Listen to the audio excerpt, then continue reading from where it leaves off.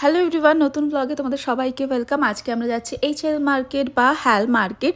এখানে বাঙালির মুখরোচক চানাচুর থেকে শুরু করে জ্যান্ত মাছ, শাক, সবজি সব কিছু পাওয়া যায়।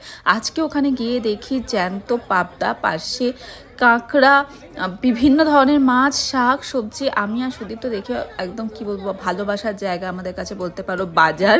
তো যা যা আমাদের দরকার হয় শনি রবিবারই আমরা চেষ্টা করি সমস্ত কিছু কেনাকাটা করে নিতে, কারণ বাকি দিনগুলো সুদীপের একটুকুও সময় হয় না। আর আমি চাই না এই সমস্ত জিনিসে ও সপ্তাহটা কাজের দিনগুলোতে নষ্ট হোক। তো আমরা এখান থেকে সব কিছু স্টোর করে নিই। একবার বাজার করে নিয়ে গেলে আমার আর সুদীপের মানে শাকসবজি 2 সপ্তাহ চলেই যায়। 2টো মানুষ মাত্র খাই। পাশেই ওখানে অঙ্কিতা আকাশ তারা থাকে, তো এখানে আসবো আর ওদের সাথে দেখা করবো না এটা হতে পারে।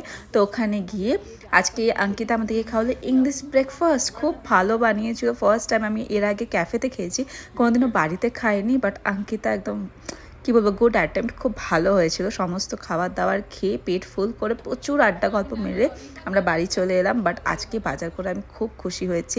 আসার সময় আমরা দীপ্তিকে নিয়ে এসেছিলাম, কারণ এরপরে আমাদের আরও কিছু প্ল্যান ছিল যেটা তোমরা পরের ব্লগে দেখতে পাবে।